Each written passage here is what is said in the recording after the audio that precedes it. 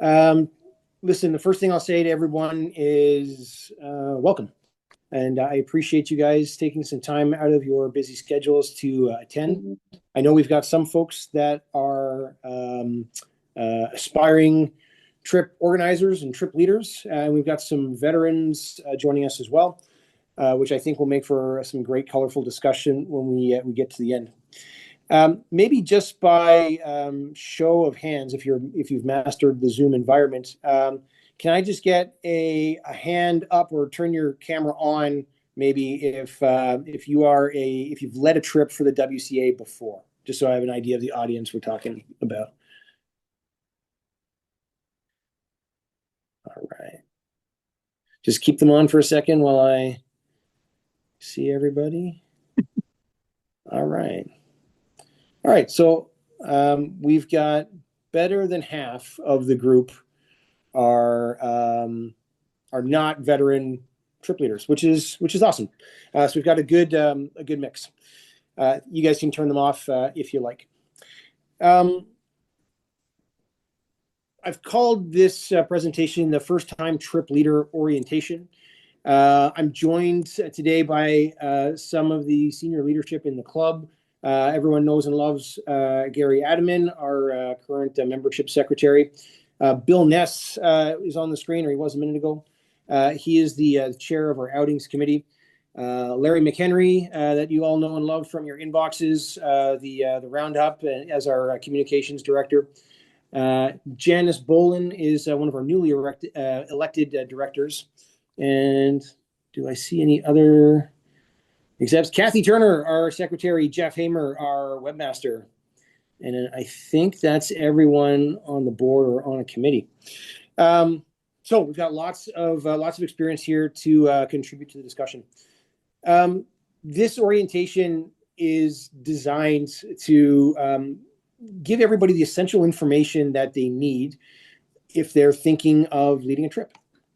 I've been approached by a number of people at a number of different venues where I've been speaking on behalf of the club about what it would take to put on a trip.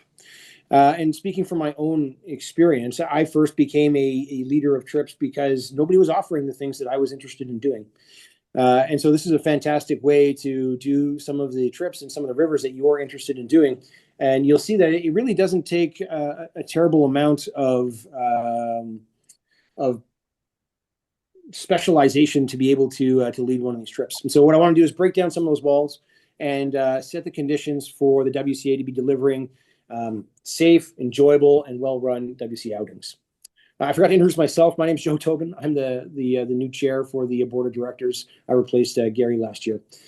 If you have any questions about the presentation and you don't want to speak up at the end or you have to drop off, you can reach me at the email address that you see on this slide, and it'll be on the last slide as well. Okay, let's dive right into it. Gary, would you change the slide, please? Now I got to figure out how to do that. There we go. There we go. All right. So this is the agenda for this evening. I'm going to talk a little bit about being an organizer for the club. One of the things that interests a lot of folks when they first play with the idea of leading a trip is how we cover them with liability insurance. So we'll talk about liability insurance and some risk management. We're then going to talk about some of the essential elements to planning a good trip, and I'm going to show you some of the tools that the WCA has at your disposal to make your life as a trip organizer that much easier. We'll talk about a little bit about common mistakes for first-time trip leaders. I'll talk about some practical advice. We'll run through some scenarios if we've got the time and the interest of potential things you might encounter, some challenges on a trip and how to deal with it. Talk a little bit about the club culture and leadership approach. Well, then I'll just sum things up with a bit of a closing message. Then we'll open it up for some questions and answers and some discussions. Slide, please, Gary. All right, being an organizer. Slide, please. All right, so this should be fairly self-explanatory for people. Okay. I have good stuff. I'm Gary. Would you just mind muting everybody so that we don't get interrupted? Awesome. Okay. So why organizers matter. Nobody joins the WCA just to read the Nostoggin, right? Everyone has ambitions of, getting their feet wet on a trip of their own someday. And one of the things that makes the WCA so wonderful in this domain is the number of trips that we offer to our members. So without organizers, obviously there would be no trips. There would be no skill development opportunities for people. There'd be no mentorship and no club culture, which is all the things that we're trying to achieve. Slide, please, Gary.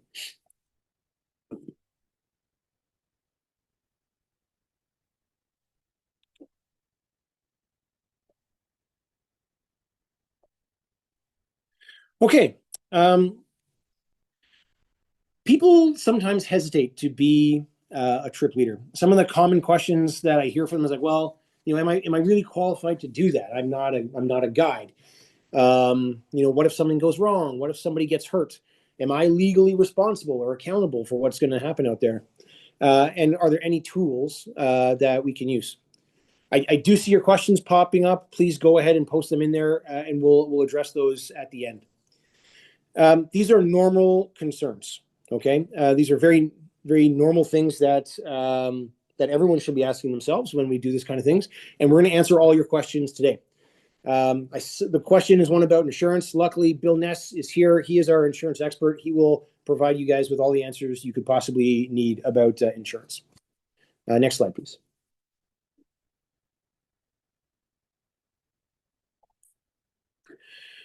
Okay, so the purpose of today's orientation, after this session, I want you to be able to understand your role as a trip organizer, as a trip leader, know your authorities, where they start and end, understand the protection that is afforded to trip leaders, understand the tools that we have to help you out, and really, I want you to approach this new opportunity with confidence in yourself and in your abilities.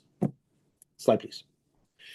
All right, so actually, just this afternoon, we had a bit of an email exchange amongst the leadership team talking about, well, are we trip organizers or are we leaders?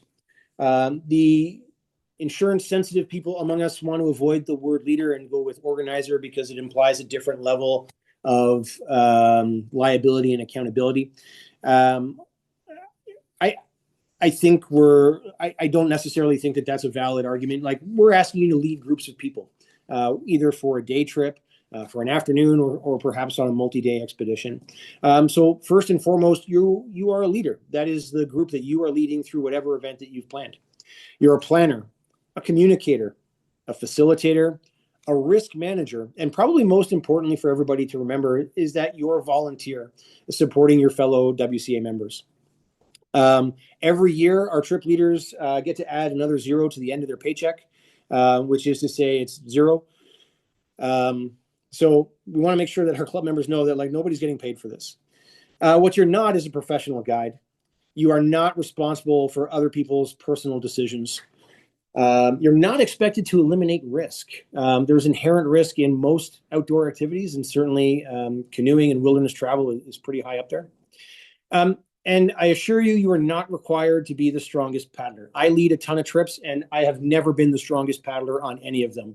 And I think most people would back me up in that assessment. What I'm trying to get across here is that your judgment out in the wilderness is what matters more than your technical skill or proficiency in a specific skill set. So you don't need to be the strongest paddler, but you need to be thinking about all of these things. Our model is one of a shared responsibility, okay? So participants are responsible for their own skills, for their gear, for their own fitness and health to participate in these kinds of activities, and for their own decision-making. Organizers, on the other hand, are responsible for the overall planning of the outing, for communicating some of the essential or all of the essential bits of information and requirements for that, and for some reasonable safety management. Okay, I want to talk about those last 2 points a little bit here, both in participants and organizers. Just back one, please, Gary. The first one is the decisions. Okay, you can give the best safety briefing of your life, and somebody may still do something that is inconsistent with what you have told them to do. Okay, that is not your responsibility. Okay, people need to be accountable for their own decisions. You should be able to help set the stage for responsible safety management. So when you are approaching features, like in a whitewater context, if you're approaching a rapid, you're responsible for making sure that as you approach that, you're pulling out early, you're getting out, you're scouting those things, and you're not being cavalier with the safety of other people. Okay. We'll talk more about that a little bit later. Thanks, Gary. Next one. All right. So to help you do that, the WCA is empowering you as an organizer to say yes or no. On your trip, on your outing, it's your event. And so you ultimately have full authority over that event to decide whether you're going to accept people on it, what you're going to do, what your abort criteria look like. And so specifically, there's things that you can do, and when we're going to encourage you to decline people from joining you. So you can see here on the left, organizers can limit the group size, right? Particularly among new organizers. Groups can sometimes be intimidating, particularly if you get a bunch of solo boats out there where you've got one person per boat. You can very quickly have a really, really wide span of control that isn't easy for everybody. So you can limit your group size to something that you are comfortable with. You must screen your participants, which doesn't mean that you need to see their resume or have them do a threshold skill test before you launch down a river or on a lake or on a hiking trail, but you need to be asking some probing questions of your participants. So for example, if you're going to run a day paddle at like a park and play kind of space, you can ask someone, so, hey, what kind of boat are you bringing? Are you bringing your boat? Are you renting one? What kind of experience do you have? Have you ever paddled in a class 3 environment before, if that's what you're looking at? And so through those questions, we want to encourage you to identify when people have a skill mismatch, okay? You can decline their participation. You can require specific equipment. I'm running a trip in a few weeks here. It's very much still early spring. And one of the essential things I'm putting on there is people need to have a full wetsuit or a dry suit to be able to participate in the trip, just because if there is a risk of dumping, you really don't have long in water of that temperature to be able to effect a rescue. So we're going to require that specific equipment. You can change your plans. In fact, last year I changed a number of my plans because weather changes, water levels change, and you really want to make sure that you're preserving the experience for the group. So don't be afraid to change the plans if things don't line up anymore. And you may need to cancel trips. Don't feel pressured because you've got a bunch of people signed up for a trip that you have to run through it. You can cancel at any time. You should decline people registering for your trip when there's that obvious skill mismatch.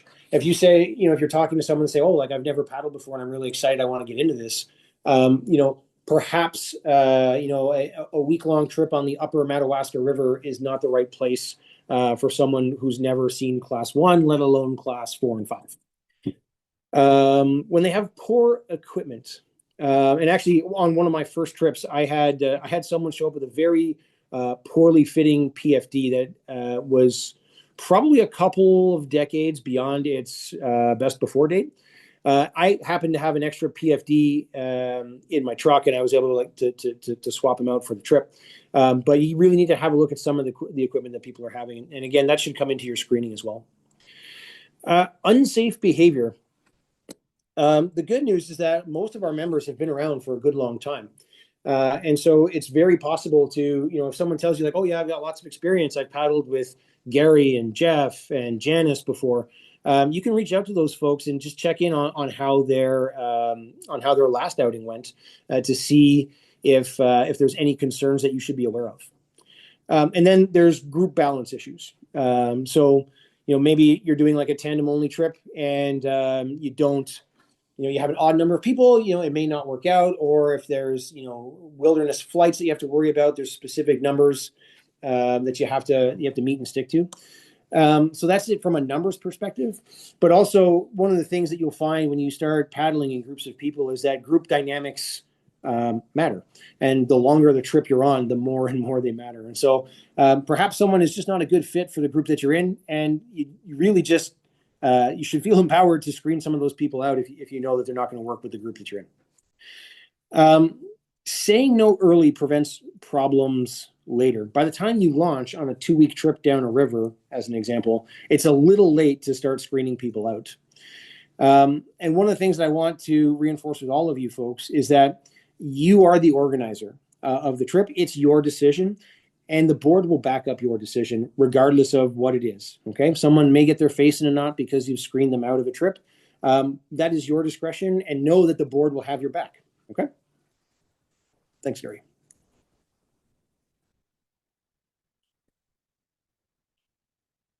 All right, we'll talk about some liability insurance and some risk management now. All right, so these are common things that new organizers who've never led people in an austere environment consider. They're worried about lawsuits, particularly if you come from a very litigious background. Personal liability. Am I going to get sued if someone ruins their boat on a trip, or breaks a leg, or has to be evacuated? Making mistakes and being blamed. Sometimes people are worried about taking risks on their own. And by that, I mean like exposing themselves a little bit by putting on a trip and leading people. And they're worried about getting blamed or getting a bad reputation in the community. But there's some things that we can do to avoid all of those things.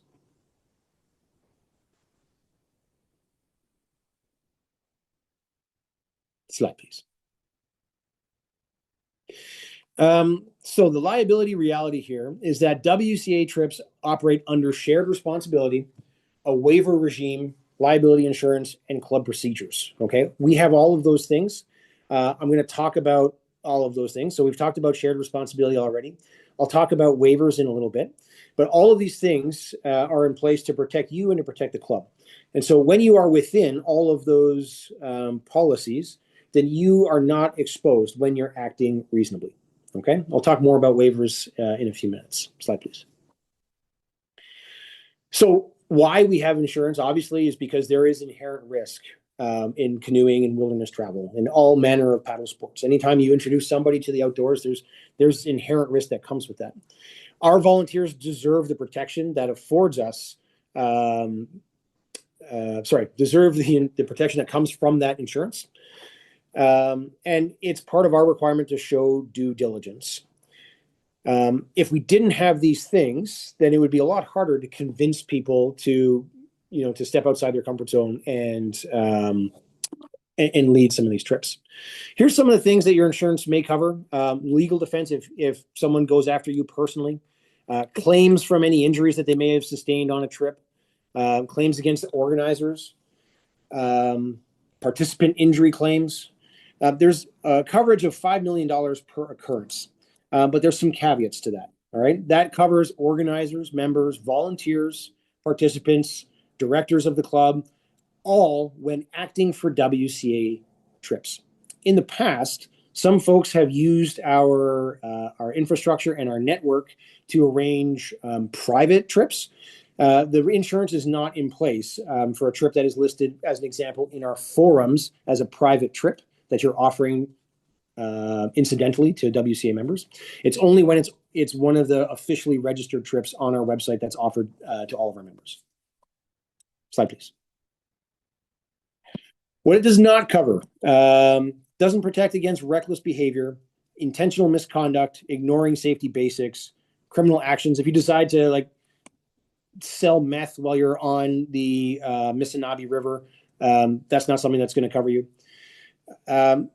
What actually protects you the most in all of these cases is your good judgment, that clear communication that we were talking about, following our guidelines, putting down the documentation, and that we mean the waivers, the trip plans, all that stuff, and your insurance.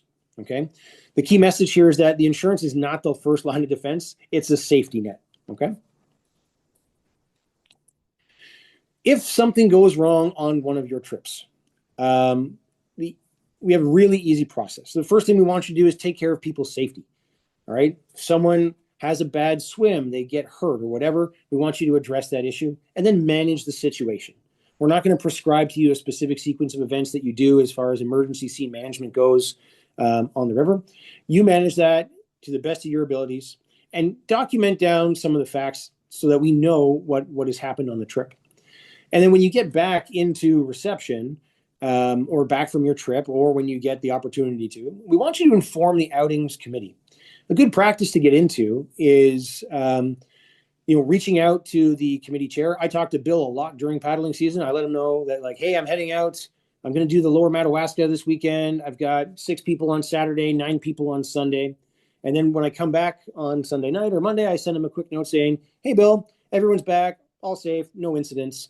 And that just allows him to track how our trips are going and that our people are being taken care of.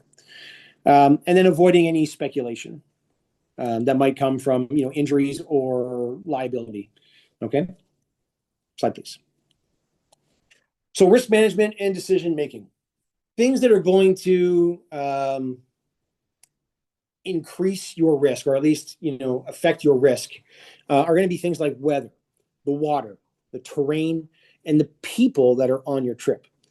All right, those are sort of the things that you as a trip leader don't really control, except for that last point, people. And that is generally enough risk. What makes risk more risky, risk multipliers, are things like poor communication. If you don't tell people what to expect, you don't tell them what equipment they're going to need, those are things that are going to increase the risk on your trip.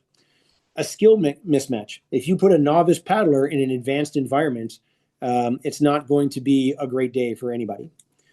Decisions with fatigue. So if you are at the end of the day, on day 3 of a big trip, you've just done 2 kilometers worth of portages, your decision-making ability could be a little impaired. So try to avoid making decisions when you're completely out of gas.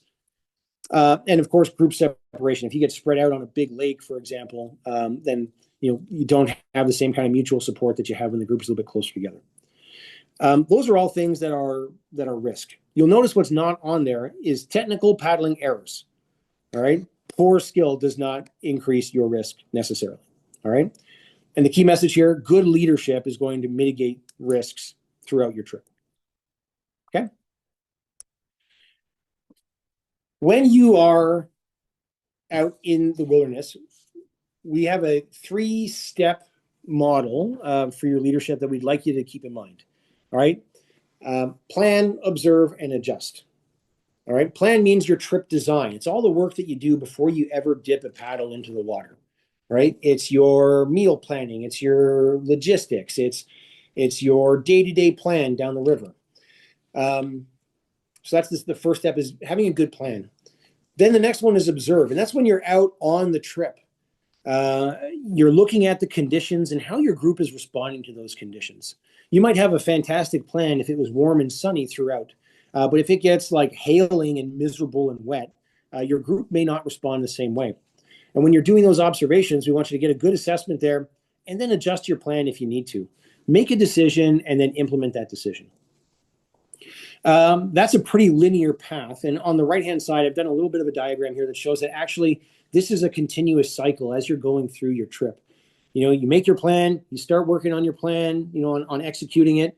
You observe how it's going, check the group, make some slight adjustments, and then you plan again. Like, okay, like I'm on day 3, people are slowing down, they're lagging a little bit, we're out of energy. So maybe I'm going to adjust my plan now. I'm not going to go quite as far on day 4, or I'm going to stop before that big gnarly portage that's coming up. Okay. So keep going through that cycle as you're moving through your event, regardless of what it is, and that'll put you in pretty good stead.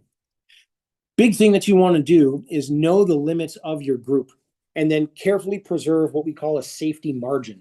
So if you know the limits of your group, you don't want to go right up to the limit. You want to maybe stay a little bit back and give yourself that space between you and the very end of what people can do.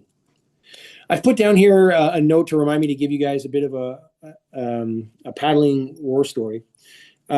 Just last summer, I was on the Lower Missinabie, and it was atypical for the river. It had been raining for like 3 weeks before we launched on the trip. And so in July, or late June, early July, when the water is typically very, very low, it was very, very high. Not quite record high, but like it wasn't far off. So our first few days were very action-packed. Lots of big water. We're very careful, approaching Thunderhouse Falls. The conditions had changed though. And so as we were, our plan was there's a section where you've got Thunderhouse Falls and then two more rapids that you usually portage. And there's normally a section that you can run in between them. And when we had talked to our outfitter who was going to be shuttling our vehicles, he told us, like, listen, at this water level, you're not going to be able to see the portage takeouts very easily. So the risk is high. And so he recommended that we did basically, rather than like hop down the river from, like rapid to rapid after Thunderhouse, we ended up doing like a 4-kilometer portage that we hadn't planned to do. We did that for safety reasons. And it was certainly the right decision because the water was very, very high, very pushy. And we had a big group of 8 people. So we made that call, but a 4-kilometer unexpected portage took us a day and a half, which was ugly. And so it was a really nasty portage. We had to readjust our plan afterwards. So the team did well. We pushed through. We got the portage done eventually. But we had to adjust our plan after that. And we had enough flexibility in the plan that we were able to accommodate that. But the key takeaway here is, I guess, like I was going down the river, I was constantly evaluating those conditions, how my group was doing, and then I made a change to the plan. And then from there, observe how that executes, adjust if I need to, and then go back to planning again. So certainly something that I do all the time. Thanks, Gary. Conservative leadership. There's a line in Shakespeare that says, the better part of valor is discretion. There's 3 things that nobody on any canoe trip has ever regretted, and that is walking around a questionable rapid rather than shooting it if they're not sure. Ending early for the day is always a positive one, and then taking extra time when necessary. Okay, these are things that you can't go wrong with choosing this end of it. Okay, so a lot of schools will tell you that like the river will always be there. And so like if you don't run it today, well, maybe you can run it next year, maybe you run it the year after that. So don't be afraid to make those decisions in the name of safety. Thank you. Speaking of safety, we have here the decision triangle. All right. You've got safety at the top, group experience on one side, and your trip objectives for the other. These are 3 things that you're going to need to keep in balance throughout the trip, whether that's a day or a month. It's not a perfect triangle though here. It's a bit misleading because it shows this as like a wonderful isosceles triangle with like equal angles and parts. That's not at all the case. So in this triangle here, safety is much, much, much more important than the trip objectives. Okay, so safety always comes first here. And after that, when it comes down to attention between the trip objectives, like the plan, or the experience of the group experience should probably come first. So even though you may have planned to paddle 60 kilometers on day 7, if your group is out of gas, maybe it's the right thing to do to only paddle 20 kilometers that day. Have an early camp, have a good meal, get some good rest, and then get up and try it again the next day. So that's what this is all about. Safety first, then the group experience, and then your trip objectives last. 4 questions to continually ask yourself. This is kind of in line with that cycle that I was just talking about a couple slides ago. Is this current thing, whether it's a rapid or a portage or a span of an open lake, is this within the ability of my group? And somehow my typo came back there, Gary. Is this within the ability of my group right now? Okay, with their energy levels, with their fatigue, with the amount of gear that we currently have.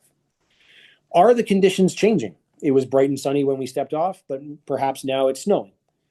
And is everyone still engaged? When people hit a certain level of fatigue, you can see it affects their physical presence. They got their head down, their shoulders slumped. Maybe they're just paddling, or maybe they're just plodding down the portage trail without looking up around them. Do your people have the juice for this? And again, what is that safety margin? How close am I to the limits of my people? Okay. All right, moving on to planning a good trip. Things that I recommend for first-time trip leaders. Find a river that you're familiar with. The first river that I led people that were outside of my friend group and my family was on a river that I'd learned to paddle on, right? I knew it well. I was very comfortable with it. And it took one of the big stressors away from me. One that was of a modest difficulty for the group. If it's your first trip, we don't want to see you taking on a class 4 river trip. We want to see maybe some day trips out of you guys in like the class 1 range to get your feet wet and get used to controlling groups in that kind of environment. Smaller groups, generally easier to manage than larger groups. And think about it in terms of boats rather than in terms of people. The first trip that I led, I had said like, okay, well, you know what? Like I'm comfortable taking up to, I think I might have said 12 people. And in my mind, I was a tandem paddler only at the time. In my mind, 12 people was 6 boats. In reality, what showed up was I had my tandem boat and then 10 solo boats had signed up, which is a much bigger span of control than only 6 boats. So know what it is you're getting into. And then aim for conservative distances. There's no need to go on hero mode and like plow through the river as fast as you can and go as far as you can each day. Give your group an easy win. Okay, starting off with easy rivers, short distances, small groups. That's the way to build confidence. Some of the considerations you're going to want to have if you're new at this is doing some route research. And we've got a ton of tools that we can talk about in a couple minutes to help you out with that. Look for things that we call bailouts. So, if I'm doing a river in an urban setting, for example, actually, like I'm leading a trip on the Big Head River in a week or so in Meaford. It's a rural river, but it winds through a town. You can basically bail out of that river at any point and not be stuck. So looking for spots where you can pull out without having to go all the way through. Okay. We'll look at your weather, right? What is, if you're planning this a little bit further in advance, like what is the seasonal norms for weather at that time? Should you expect thunderstorms? Should you expect higher water levels? What kind of temperature range are you looking at? And we're talking about the water temperature range as opposed to just the air temperature range. What are some of the seasonal risks? If anybody has watched Justin Barber, he's a Newfoundland adventurer. He very famously was out on a trip in Labrador on a flooded hydro water basin, and the water turned to ice, and he had to be extracted with a helicopter. Made for a great follow-up video 3 years later when he went back to get his canoe. But that's not the kind of situation you want to be in. And then also consider the difficulty versus paddler ability. If you've got a crop of beginners, stay within the beginner territory as far as rivers go. Okay. Some planning resources. All right. If you've come this far, you've managed to get to the WCA website and find the link for this meeting. All right. On the left-hand side, as you look down, there are a bunch of different menus there that you can pick from. We're looking at the Organizer Resources tab in that menu. When you click on that, it's going to bring you to this page that is specifically for the Organizer Resources. There's some key things in here that I want you to be able to look for. The first one here highlighted in yellow are the guidelines for our outing organizers. We have about, I think it's 7 pages. It's a great read. We just updated them. Go through that and have a read of what the guidelines are for you. It'll talk about like equipment, about safety briefings, about all the things that we expect from you as an outing organizer.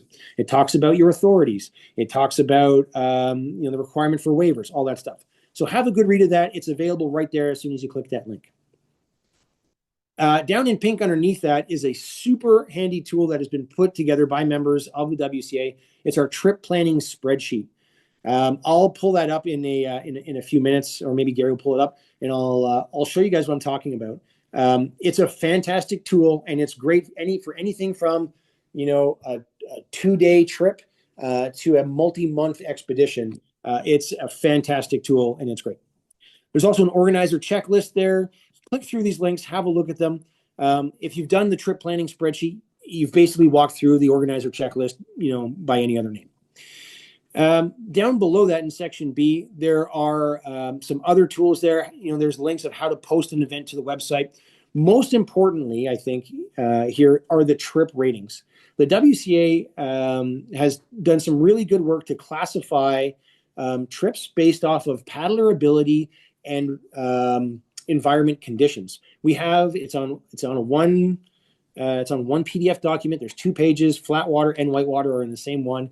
If you have any doubt about how a paddler is describing themselves, you can pull that up and just ask them. I've got that listed on another slide in a minute, and I'll talk you guys through that. And then the last one on there, which I didn't highlight here, but it's called the Outing Organizer Accreditation and Recognition Program. And what that is it's an opportunity for us to say thanks to our outing members, to our organizers, for going out and leading trips and also bringing some like hard skills to the table. So oftentimes, once you start doing this more and more, you'll want to expand your repertoire of technical skills. And you may want to go do like a wilderness first aid course or maybe a whitewater rescue course. Those types of things are available where we subsidize those based off of how many trips you've run over the last 3 years. And we started as early as 3 trips in your first year will give you something. And almost nobody takes advantage of this, including myself. So it would be a great thing for you to take advantage of if that is the kind of thing that tickles your fancy. Thank you. One of the resources, so down on that same menu, if you go up one, we're in the participant resources. And as WCA members, I expect most of you have found this site and you've looked through it and you've seen our waivers. But I want you guys to be able to direct your participants to this page as well. You will have people that find the website difficult to navigate. Forgive me, Jeff, I didn't mean it. But sometimes people are not able to sign the waivers for whatever reason. In that case, we have PDF versions of the waivers here available. And as long as they're members and they're willing to sign this thing in person or electronically ahead of time, then they're welcome to come without using the website. But we're going to ask you to make sure that they have those things, okay? That you have those waivers. And then once you have those waivers, you have to scan them and send them to the Outings Committee for archiving. It's much easier to get them to sign up through the website. I just want to pop in. We really reluctantly go that route because it's a piece of paper you have to hand to the organizer, and that organizer has to, take a photo and send it to Bill, and Bill's got to put it in a file. If you do it electronically, the insurance company likes that, and we know it's in our database. There's like no running around, so it's 0 effort. So if you get stuck, we could show you how to sign up for an event.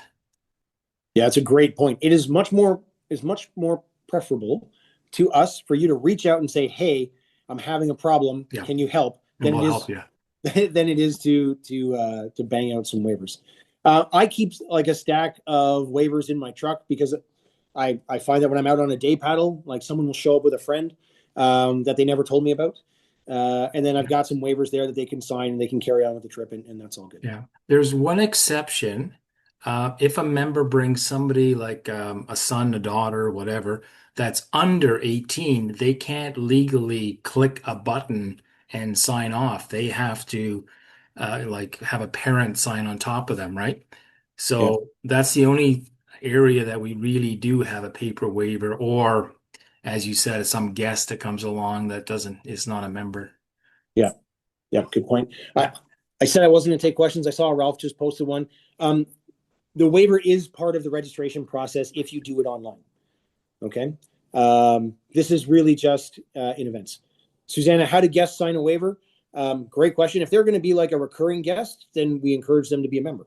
But otherwise, it's that paper version that we're talking about there. Okay. Couple of things I want to point out to you on this page.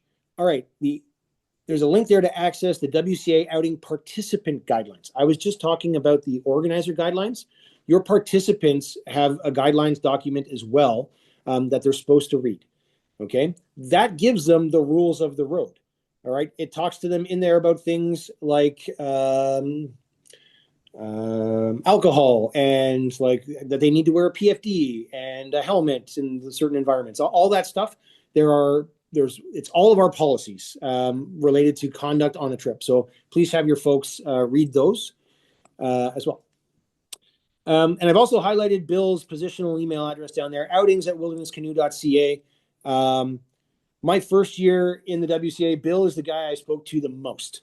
because he was helping me navigate this brave new world of trips and organizing stuff. So super helpful. And even if you're thinking about something, you have a question, Bill is your one-stop shop for most things. Okay, if you keep scrolling down, I kind of failed at showing you where this was, but if you go down that menu and you scroll down, you'll find the river water levels down there. It's a really long page and the menu doesn't scroll with you. So what I try to do here is like show you that if you click on this area, you'll come to the river water levels, and then it'll give you two links to the historic hydrometric data and then the real-time hydrometric data. So you can see, for example, what your river looked like for the last 10 years on the 9th of April, which will give you a good idea of like what it could be this year. But also that real-time one gives you within the, maybe not live, but within like the last 24 hours of measurements of your river, or however often it's being updated. It's a really, really useful tool. If you continue to scroll down on this page, you'll get to all these different rivers, and it'll give you some important information. So here, I run the Lower Madawaska a lot. Okay, it says here it runnable down to 15 cubic meters per second. I agree with that. I have run it down as low as 10 and a half, 11 CMS, and it's just takes a year of life off of my boat. Okay, so like reasonably runnable down to 15. That's right. Good running 30 to 60. Then it gives you a little bit more info about like what happens more, up to 100 are of good character, but once you start getting beyond that, the technicality of the rapids get washed out. And then it gives you a link to the specific station for it. This is a super useful tool, and I haven't seen any other club have resources like this at hand. So if you're planning to run the Credit River, there's a link for the Credit. Go there, have a look at what we've got to say about it. Really useful tool. Yeah, and the benefit here is those words of minimal, ideal, maximum. That's based on our members. I would quiz them, and I talk to Bill or whatever, and he says, "Oh, I wouldn't run lower than 4 point whatever," and it gives me a guideline between flood and low, what would be ideal or a medium or whatever. So the words are very important. Obviously, anybody can go to the government site, but you don't know, looking at the site, what the good levels are. Yeah. And we're continuously adding to this list as people do more and more rivers. Yeah. Awesome. Okay. Thanks, Gary.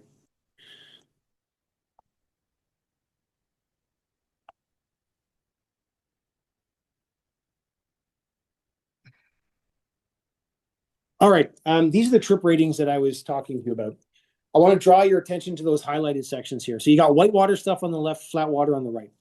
Here's what I mean about how useful these descriptions are. Okay. So as a novice in a whitewater setting, you can perform a draw, a pry, and some sweep strokes. They're able to side slip and back paddle in a straight line. They can enter and exit from a mild current. They recognize basic river features and hazards, some small rapids, small waves, few obstacle, easy line to recognize, river class 1. So when someone tells me like, oh yeah, like I've been paddling a while, I'm an intermediate paddler, I'll ask them, I say, okay, can you tell me about tilt and bracing? And if they look at me like, I've got a toaster for a head, then I'll say, okay, well, let's go back to novice. Can you talk to me about slipping and back paddling? I'm like, oh yeah, we can do that. I'm like, okay. Like if it's an intermediate river, maybe we're talking more about novice for you. Similarly with flat water, it describes here, proficient at forward and steering strokes, can maintain a course in mild to moderate breeze, can do single person canoe carries over moderate distances, up to 1 kilometer. Bill, that's a little much for novice, but there you have it. And clear but up to mildly hilly terrain. May need assistance in lifting canoe to portage. Can maintain a relaxed pace over a 6-hour paddling day. Right? There's like these great word pictures that you can use to really help assess your paddlers. And even I usually send this to people that tell me like, oh yeah, I'm an advanced paddler. Like, okay, cool. How's your roll? And like okay, so it sounds as good as my roll. So you're at best an intermediate. So I send this to people and they, kind of go on a journey of self-discovery as they read through this as well. It's a very useful tool. And again, you can find that on the website that we're just looking at. Slide, please. All right, planning resources. Gary, you want me to pull up the sheet, or do you have it handy? Um, well, I have a sheet, but I have to get out of the PowerPoint here, and so let me do that, I guess. Um, It's the version 2. yeah. Well, I don't have version 2. Did you send me an email with that? Yeah, I did. Oh, maybe. Yeah, it's in your email. Okay, let me just find it. Everybody can take a bathroom break. Okay. All right, maybe while Gary's doing that, I'll pull up some of the questions and I'll answer them here. Let me see. Chat. 7 questions. My goodness. Okay. Um, from Ralph, who is your insurance carrier? And where will I find the risk management policy for the club? Bill, are you still around?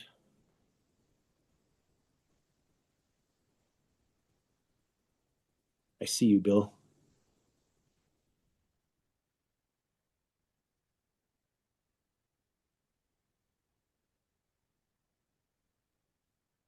Okay, we'll come back to Bill. I can move on to Susanna's Can you question. see me? Oh, I can see you. You're I can hear you.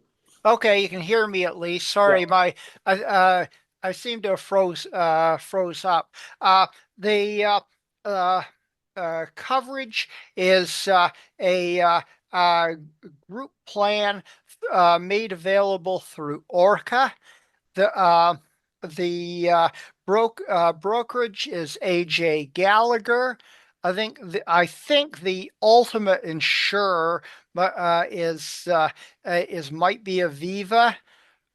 There are specialty insurers, like one of them is called Game Day, that specializes in uh, uh, insuring athletic activities. I don't know that it would matter to you who actually is carrying it, unless you want to check their corporate financial reports to make sure they're not on the verge of bankruptcy and they're still able to pay claims for us. But otherwise, I'm not sure it will matter for you. Uh, the, our risk management. Uh, oh, okay. Thank you, Ralph. You're happy with that? Our risk management plan, as I explained to Orca recently when we renewed, is really incorporated into our resources for our organizer and participants. If you read those resources, which we're quite proud of, they're very extensive. They're only recently updated, but they thoroughly explain how trips are to be run, what the procedure is, if there's complications, what the expectations from everyone are. uh, it should be self-evident when you read them as to how we manage our risks. And Orca seem to agree. All right, thanks, Bill. Susanna, Gary's answered your question there. The question was a list of questions for the leaders asking, prospective participants. We've got a draft document that we're working on. We'll push that out soon. If you're planning a trip sooner than later and you want something, reach out to Bill or I or Gary, and we can give you some questions to start asking folks. There was a bit of a question back and forth about signing waivers. As you go to register for something online, there's an online waiver that you need to actually click on the waiver link. It opens the waiver and the guidelines that you have to read, and then you can click that you acknowledge it, and that is the mechanism for signing a waiver. How do guests sign a waiver? We do that sometimes hydraulically. There's one thing that we haven't covered, and that is family members. So family members are kind of like guests in that there's only one membership and they don't have their own. But what we try to do for family members is to create family member accounts for them that allows them to individually go onto the website register for an event, and then sign the waiver electronically. And I think that brings us up to date. Gary, how are we doing on? We're good. I've got the sheet here. Yeah, just to Could hit I the family. interject on that Please do, Bill. matter? Using the electronic waiver form is important to us because when the individual signs, that puts their name down in list of participants. If you have people sign paper waivers, there's nothing there. Mhm. Now, we have run into situations where there have been problems on trips, and we couldn't find the individuals on the participant listing. So it is important to us. Mhm. Likewise, as the organizer, you should be recording the names of your participants for your own use, and so to get their contact information if something does happen. Which is a perfect segue into our next part of the presentation. Kathy, I do see your question. I promise I will come back to it. It's a good one, and we have a good answer for you. I will just come back to it at the end, okay? Or the next time we have to change something around. All right, so folks, this is our participation sheet. What I've done here is I've sanitized an old sheet that I used last year on the Missinaba with my team. When we talk about, Bill was just talking about keeping track of our people, who is signed up as a registrant, and what their contact info is. This sheet has got a whole bunch of tabs to it. And as you go down across the tabs, you'll find different areas to be filled out. When you get it, you can download it from the website. It's blank, and then you fill this goodness out. So for my sheet here, you'll see that for look at my information here, it shows that like I paid my part of the deposit. I put my email down there, my date of birth, my age, my home location, home phone number, my OHIP number, my emergency contact, their address, their emergency phone number, their email address. All that stuff is there. So in the event that we have to turn this over to police, let's say you get up in the morning and somebody has wandered away from your trip and you never see them again, this is something that we can hand over to the RCMP and say like, hey, good luck finding Dave Christie, who wandered away in his sleep one night. There's another part here about, these are good questions to be asking people when you're considering them as an applicant or as a participant, okay? Do you have any swiftwater rescue training? Do you have any first aid training? Have you done any trips that are longer than, relative to what you're doing? So if it's a day, you probably don't need to ask that, but have you done many day trips? Have you done trips that are longer than 5 days? Do you have any medical issues? Like there are folks with severe allergies, folks with, like specific medication, asthma, like whatever. As a trip leader, it's not unreasonable for you to ask if someone needs a specific medication. And then like you should talk to that person about like, okay, okay, so Gary, you take blood pressure medication. Are you going to bring some backup stuff there? And like how you supply that stuff? Okay. I say that I take blood pressure medication. So it was my example. Dietary restrictions. Some people are gluten-free out of necessity. And then like just some car and license information for them. I normally put the license number on here. I've just sanitized it here because it's going to be on the internet and it'll be there forever. And then t-shirt sizes. I like when I'm taking a big group out, I like to take photos for our website and our Nostagen of everybody in t-shirts, just like the one I'm wearing. I'll turn my video back on. Just like the one I'm wearing. And so I build that into the cost of the trip, and nobody really seems to mind that. Tab 2 is your travel plans.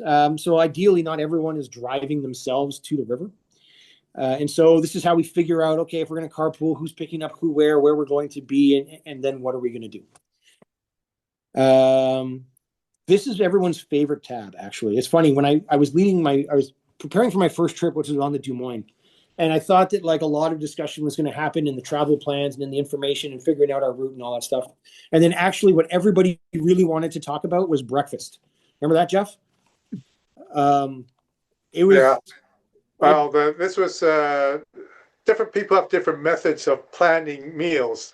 The simplest and easiest one for a weekend up to a week is each canoe pair bring their own meals.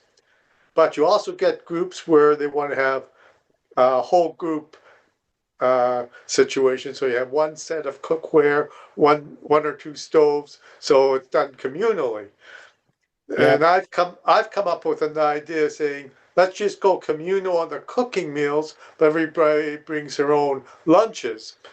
And if you have a barrel that has hardware like pots, pans, and such, that can contain the lunches when you instead of your soft packs, and you can take it out to the bush. You don't have to worry about the bear eating your pots and pans. Very true. And I do want to say that on that Des Moines trip, Jeff did his very best to like get us to do exactly what he's describing. So, group breakfast, group dinners, you're on your own for lunch. But like the people that were on that trip, most of them, better than half of them didn't want to do a group breakfast. So we said, very good. Everyone brought their own thing. And then I went on a trip with Gary, and Gary was not having it. He was not having individual breakfasts. And then he showed me just how efficient it was to actually do group breakfast, group dinners, just on equipment. He was 100% right. And I've spent the last year trying to replicate Yori Miller's kitchen barrel for my trips. So lots to be learned there.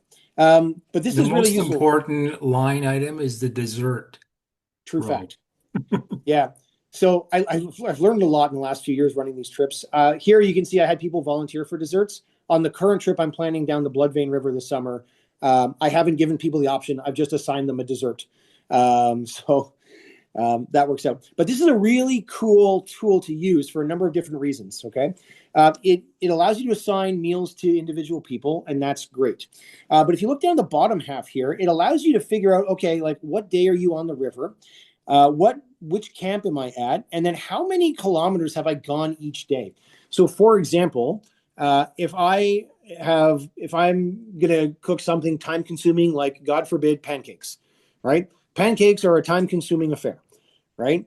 I'm not going to do pancakes on a day when I need to grind out 60 kilometers down the river. Or like you see there on day, what is that, 8 or 9, it's like a 53.5 kilometer day. That's not the morning you want to be doing pancakes, right? That's like an oatmeal morning. Okay. So there's lots of really cool aspects to this, the sheet, and you can expand it or contract it as suits your needs better. You can see down at the very bottom here on the itinerary, I'm telling people like, hey, we're in a camp at Bear Rock Point or Thunderhouse Falls, or we're doing a rest day. What's funny is that you take basically your whole trip and you distill it down to your friggin' menu card that you stick in your barrel. So super handy tool. I use this a lot. Yeah. One little thing is we usually print this in color and we make the colors so, pink is Yuri and blue is Gary and whatever. But the beauty is, like, say it's raining and you got a complicated breakfast, you go to somebody else and you negotiate. Can you switch your, I don't know, oatmeal with my complicated, pancakes? And usually they'll do it. And then you swap them and you draw arrows and stuff. And then that usually works out really well because you don't want complicated when it's raining on you. Yeah. Yeah, very much so. Very much so. And like great example, Gary. Like I was on the Missinaibi last year on this trip. And we got to Bear Rock Point, which was on day 2. And we were supposed to be doing shepherd's pie for dinner, which, required like rehydrating a bunch of stuff. And it had been raining all bloody day. Bear Rock Point was basically underwater. And nobody really wanted to sit around while we rehydrated stuff for an hour over stove. So instead we went with Mark's spaghetti that he had brought in frozen, a day early. So super flexible, great tool though. Yeah. Really useful. Okay, next tab, Gary. All right, tents and canoes. This is useful when you're assigning, like particularly on longer trips and you've got like partners. One thing you'll find is that not everybody who signs up for a trip will have a boat, and that's totally fine because generally you'll have enough people with boats. so that you can pair people. So this year I'm going on a trip, like I'm going on the Blood Vein. Catherine is coming with me. She doesn't have a boat, so she's going to ride in my boat.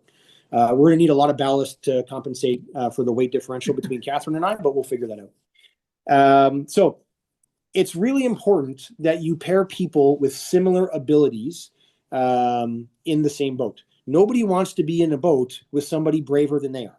Okay. So if you got some daredevils, have a daredevil boat and have like, a more conservative boat. So you can list their partners, list the canoe details, the tents and who's going to be in what partner. It's important here that you ask people to fill out, tell me about your helmet, tell me about your paddles, your throw ropes, and your bailers. What have you got? And people will then tell you like, oh yeah, I've got a black, or they'll say like, oh, I don't have a helmet. And that'll prompt you to make sure that they get helmets. Make sure that people are bringing spare paddles.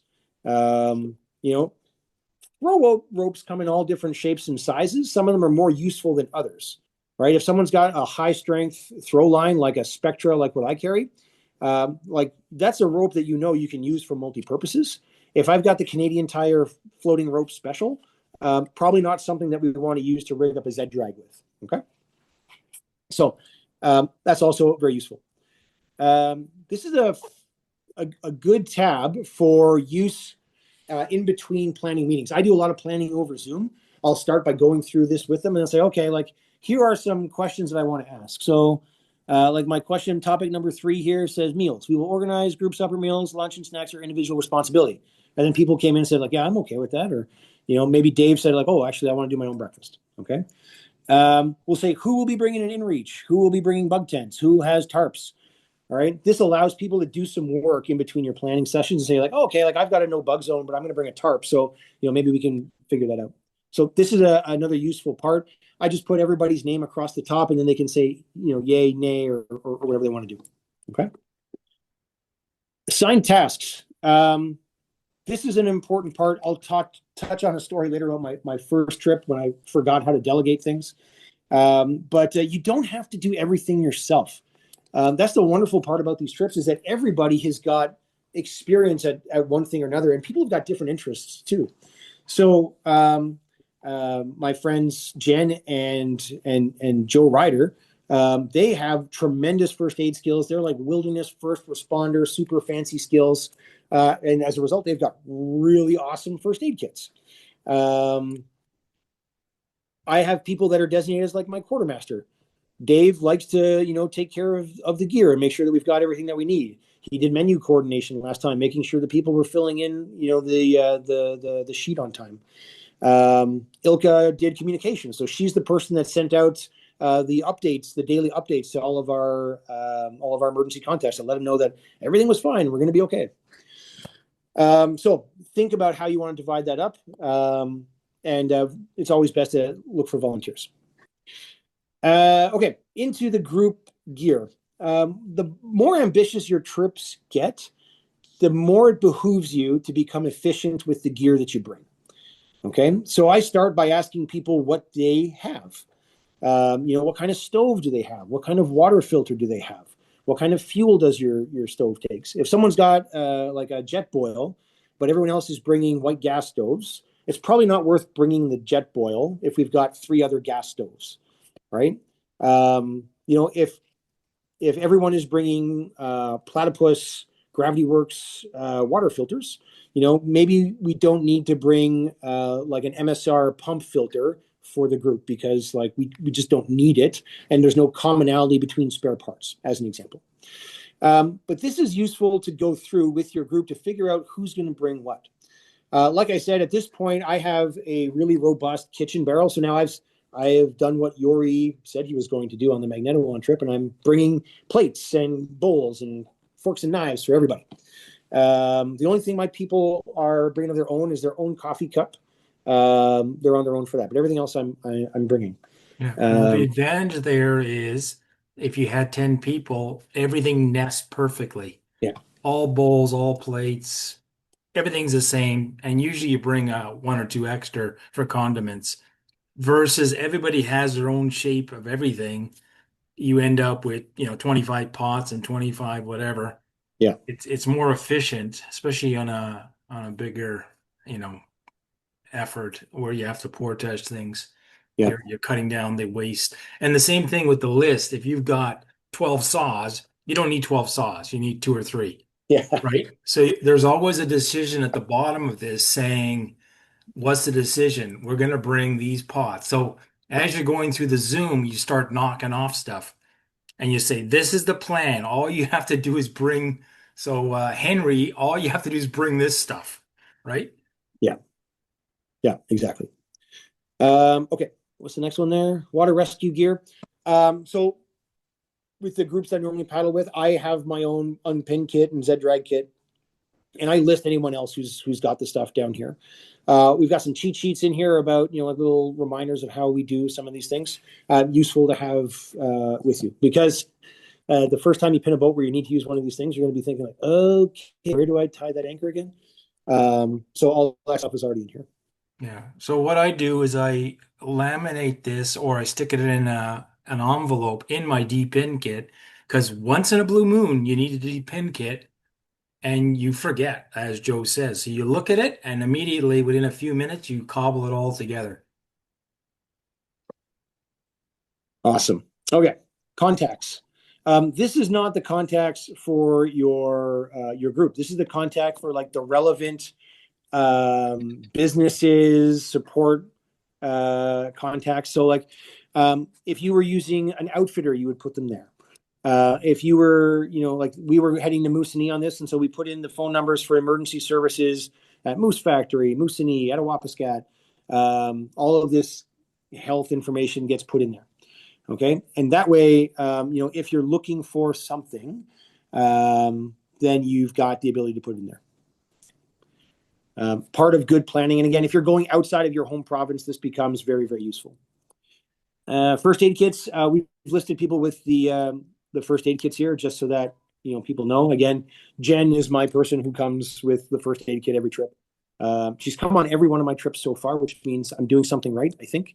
And You got a groupie. yeah, and she's brought the first aid kit every time, and I regret nothing. It's fantastic. Okay, repair tools. If you don't have a repair kit, you really should, if you have a boat. And so what I say is that for whoever's bringing a boat, they need to bring a repair kit for their own boat with them. Stuff happens when you're out there. Airbags get punctured. Like you can catch sharp rocks in your plastic boat, all this stuff. And so a well thought out, very flexible first aid kit will go a really long way when you're out in a remote place. And so the contents here are all very useful ideas as a start state. So have a look at what's on there. And then like if someone shows up without one, maybe people can help cover them off. But my policy is if you're bringing a boat, you should be bringing a repair kit for your boat. Yeah. We've used every one of those items on there. Gorilla tape fixes, lots of stuff. Holes, airbag holes. Wire fixes broken seats, broken yokes. Threaded rods, we're always breaking seats or something because it's wiggling.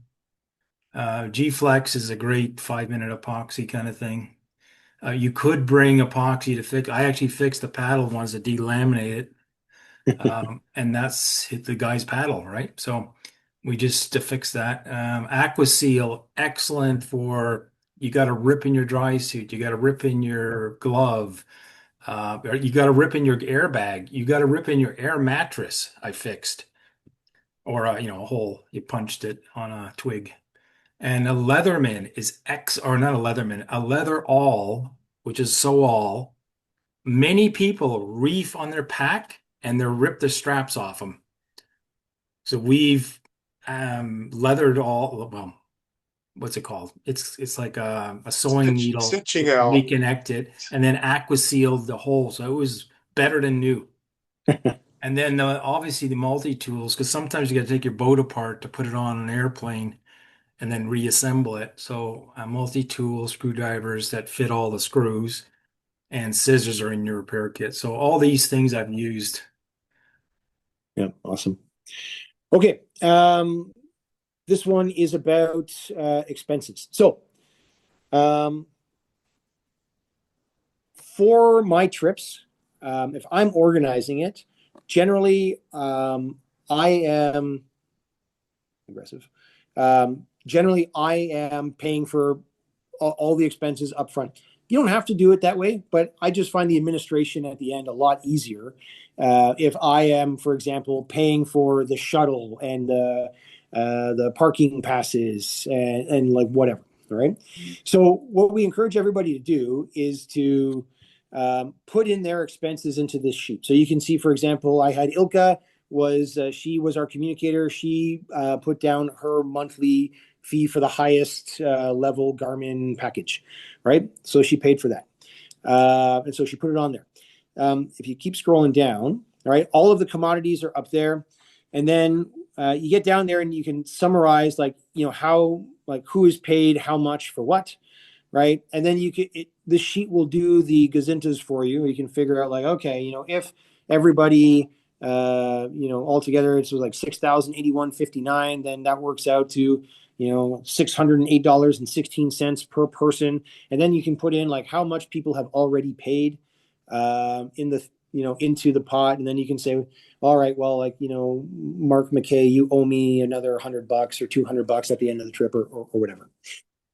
Generally what I do when I'm going on a trip that is like not very expensive, I will just like, tally up all the costs. Like for the Des Moines, I tallied up all the costs, I think, and then just like settled up at the end of the trip, right? Because you're talking about, maybe, a couple $1,000 for 2 people, pardon me, for 12 people. On bigger trips, like this one was costing like thousands of dollars. And so I asked everybody for, I think, a $500 deposit that they paid into the bank. I have a separate account that I use for my trips, which keeps it separate from my normal day-to-day thing. So you'll see I have, like, it shows that I paid a deposit to the bank as well, right? And so that just helps me with my accounting. Gary does it differently. Gary works everything out of his checking account, I guess. And so like he keeps track of it that way. For the sake of my wife's sanity, I just go with a separate account for it, and I work out from there. Yeah. And then you can figure out if like individuals have specific costs. So for example, on the trip to the blood vein that I've got people that are arriving from 3 different ways. And so the hotel costs are different for like almost every pair of people.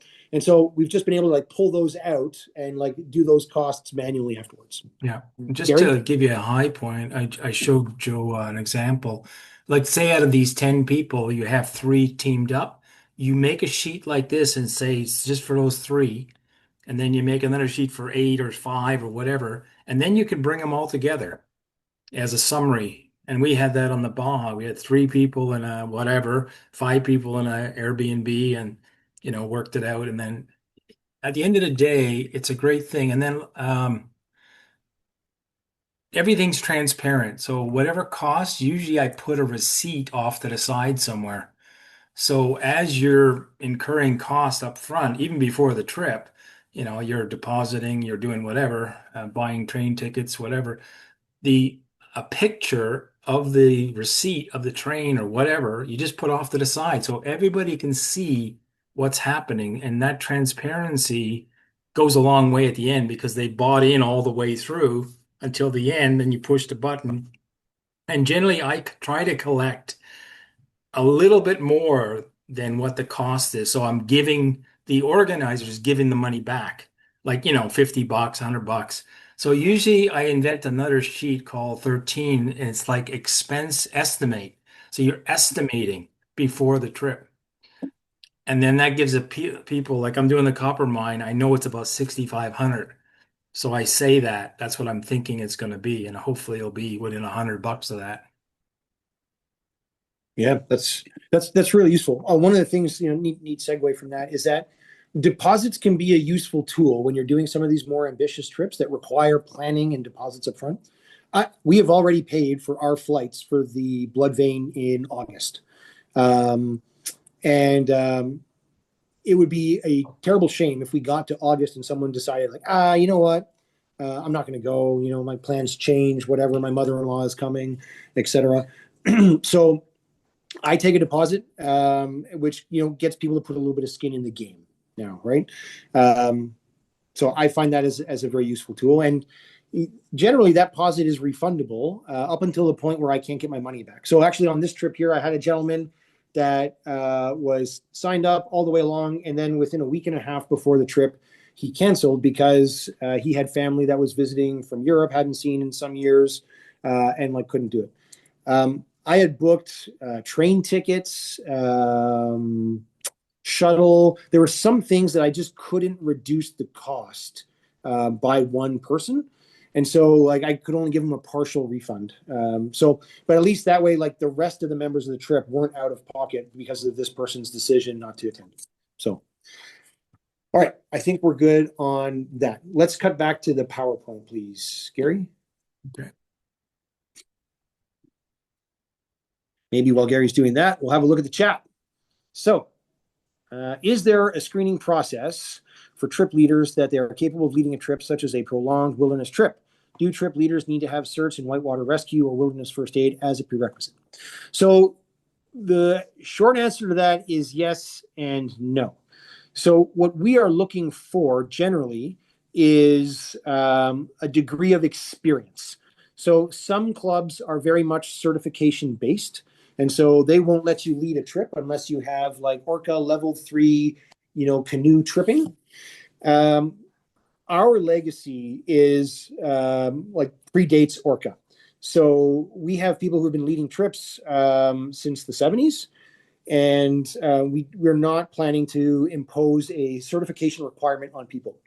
But what we do is insist that our people have a reasonable amount of experience and qualification to go with it. So, for example, like I'm not an Orca canoe trip planning person, but I've been in the Army for 26 years and I lead people in austere conditions. I am a whitewater rescue technician, level 3 certified. I'm a canoe instructor. And so like my resume was enough for Bill to take a chance on me on a day trip down the lower Madawaska.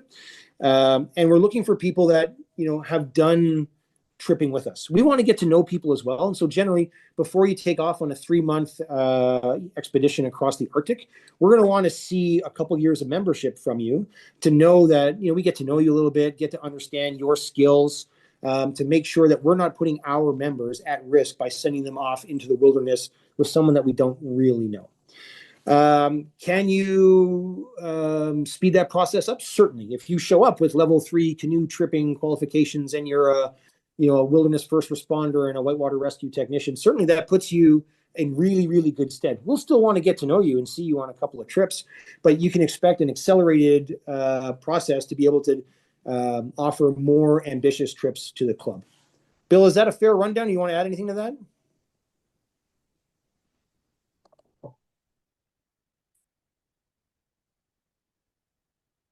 I will take silence as consent. Oh, there we go. No, thank you. That's very good. I think that that describes it well.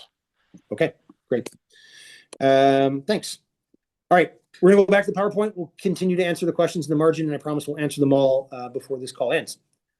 So what else do you need before the trip? Throughout, you need communication. All right, you need communication before the trip. So you need to be able to communicate what skills are required for your trip.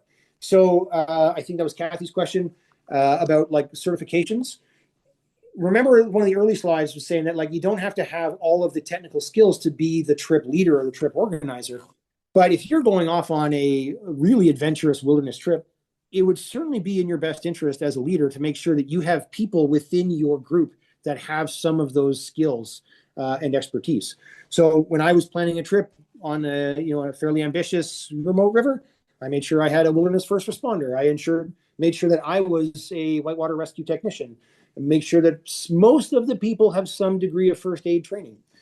And one of the things I found is that when you are willing to organize things for people, they're very willing to put their time and money into doing some of those things. So for example, if you were going to plan a big trip and you had nobody that had first aid certification in the last 20 years, not that I'm saying you have to also then organize first aid, but like if you ask the club, like, hey, can we get a first aid thing put on? We could put on a first aid course. that would be out of your members' expense. They could pay, X number of dollars to come do first aid before your trip. That's why we encourage early planning for some of these more ambitious trips, so that you can line up those dominoes to knock down in sequence. The equipment required. For example, I led a trip last spring on the Magnetawan River. I made sure that everybody had a dry suit. Just the temperature of the water was aggressive, and we wanted to make sure that people had the right gear to stay safe out there. You want to make sure that they understand the risks. I didn't include. So Richard Wang, Richard, are you still online? Yep. Hi. Oh, there he is. Great. Hello. Oh, hey, Richard. So Richard he's running a trip, I think this weekend or next, about a river that hasn't been paddled in many years by members of the club. And so, Richard, can you maybe just give us a quick rundown of the notice that you put to people about the risks that they should expect on that trip? Again, sorry it to was put a you on lot the of. spot, but you're a new director, so That's all right. that's what comes with the territory. Well, again, Bill helped me a lot with his knowledge about running the river many years ago. So I basically just made the information very plain that I don't know this river, right? And people coming with me should have an advanced, it's an advanced level trip. So people coming with me, I should be familiar with their paddling. Preferably, we've paddled together before, so I know that we can keep each other safe. And I basically said something to that effect on the posting. Yeah, great, Richard. Thanks, man. So I'm paddling. Bill was trying. I think Bill's trying to say something. Oh, go ahead, Bill. I didn't see you there. Bill is on mute. Bill, you are on mute, Richard, I would consider the trip description you posted to be something of a model for the type of description that should be provided for people going on more difficult trips. You made it very clear what the risks were and what skills were needed, and that makes it likely that people who are a poor fit are not going to be asking to go, which is good. You're using a selection process through the posting wording, and that's a really good first start. So congratulations. Thanks, and I hope it goes as well as we expect it to go. I'm sure it will. Well done, Richard. Along in that same vein, I'm offering a trip on a river that I have never paddled next week, I think. Next week or the week after. On the Big Head. I've never paddled it. And so one of the things that I'm doing is actually I'm paddling it on Saturday with a couple of local friends to go and do a little bit of reconnaissance on that guy. It's a small spring river. I want to make sure that there's no sweepers that are down there, no major hazards. I think it's supposed to be class 1 to 2, but I need to validate that with a small group before I bring the club out for that. So, and that will allow me to better inform the people that have signed up for that trip once I come back from that reconnaissance. So another way to make sure that they know what they're getting into.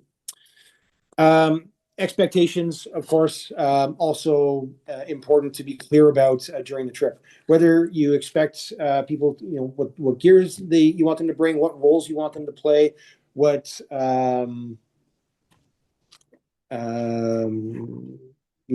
gear roles, or anything else that they need to know before the trip, what the conditions are going to be like. Is it a class 1 trip or is it a class 4 trip? Some pre-trip requirements that I really want to emphasize. I've talked about, I think, most of these things already, but I really just want to highlight them. Your trip must be registered on the website. Okay, there is a link that shows you how to register a trip on the website. If you don't know how to register your trip on the website, try that link or dial 1-800-BILL-NESS, and he will be more than happy to talk you through registering your trip on the website. Okay. Before you step off from your assembly point, all right, you have to have signed waivers for everybody. If they've signed up electronically, signed waiver complete. If you have random people show up on the day of your trip, saying like, hey, I brought my friend Jim. Make sure Jim has a signed waiver before he rolls with us, okay? Contact lists. This is useful from a couple of angles, right? Like if you go out to the river and you're waiting on 12 people to show up before you launch and you're sitting there with 11 and it's 20 minutes after the time you were supposed to get started, you're going to want to be able to call someone to say like, hey man, are you coming or what? Maybe you slept in early on a Saturday. I don't know. Emergency contacts, we talked about that. That's always useful. I saw there was a question about whether it's, we find it necessary for one-day trips or multi-day trips. I always try to get emergency contact information from anybody, even if it's a day trip. And then a trip plan, okay? Even if you're just doing a quick day trip, you're going to want to have that thing outlined, written down, and then the outings committee needs all of these things from you, okay? We need to make sure that your trip is registered, that all of your people have signed up, that you've got waivers, that you've got the emergency contacts, and they have your trip plan, okay? All that stuff needs to be communicated. All right. Go forward a couple slides, Gary. I just want to see if we've got the, no. Okay, we're missing a slide. This is, all right. Go back one. Yeah, all right. I'll talk through the daily safety brief, and then I'm going to turn it over to Janice to talk through an email that she sent out. So daily safety briefing.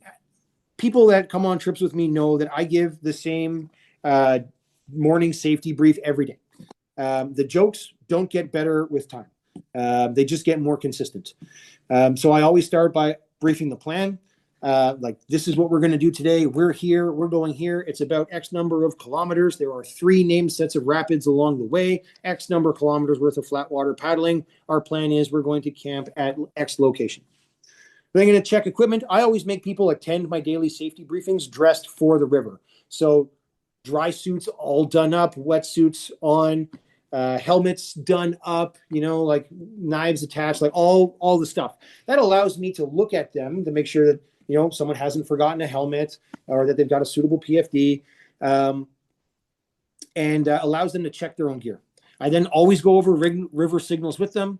We talk about what I call actions on, like actions on a rock strike or actions on being hung up and high centered on a rock, which is really like if this, then that. And so I talk people through like, okay, if we strike a rock, with our canoe, we're going to lean into the rock. We're going to try and hug the rock or kiss the rock to get our gunnel up out of the upstream water and like have the water flow underneath. Talk about, like swimming, right? Like once you hit the water, getting into a defensive swimming position, separating yourself from your boat. What to do with a throw rope, whether you're throwing the rope or receiving the rope, and what to do if your boat pins. Those are just some examples. You can add as many as you like to that list. I tend to try and get people engaged in it, like after the first couple of days, and be like, okay, Gary, like, what do we do? Like, how do I know that you're okay? Give me an all okay, and we go through like that. I also talk through emergencies. So like, where's the group first aid kit? Where is the nearest hospital? Where is the designated cell phone? If we need to call 911, or where is the inReach if we need to like call for a medical evacuation or spot or whatever you have. Okay, so all those things get briefed.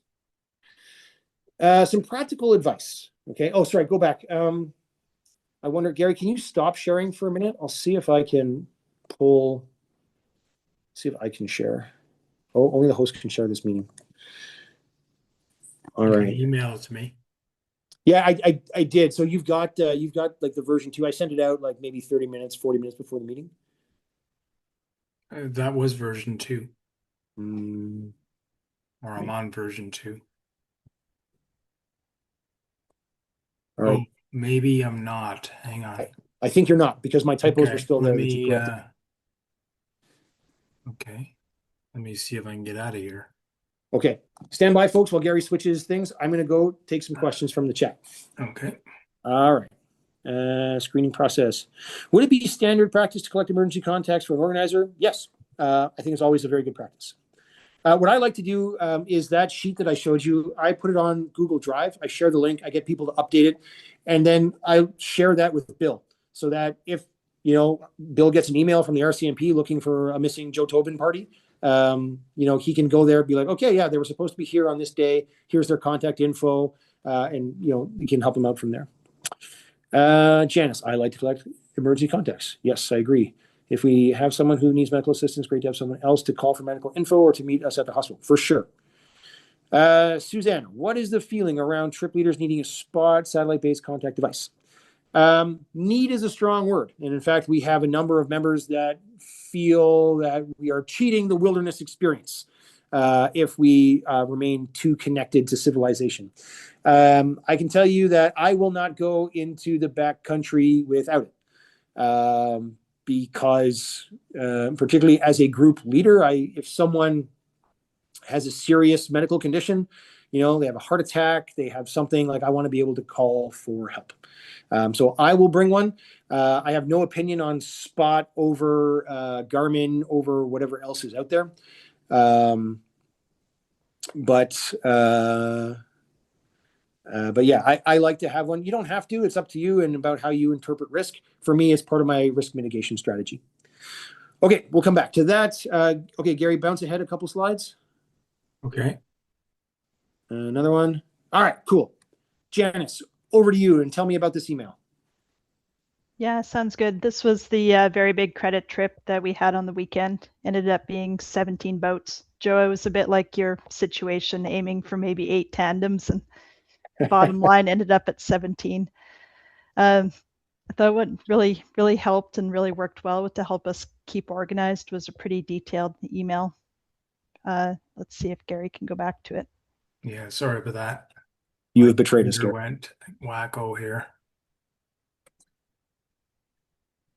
I moved the mouse and it went crazy. Okay, I'll have to bail out and start again. There it is. Oh, there Okay. it is. Yeah, so I want to put a few details in here, right? So I think often on the WCA website, we say, okay, we're going to meet at 9:30 or something, but everybody's left wondering, do I need to show up at 9 and unload my boat? When's the shuttle happening? So I think this is really helpful.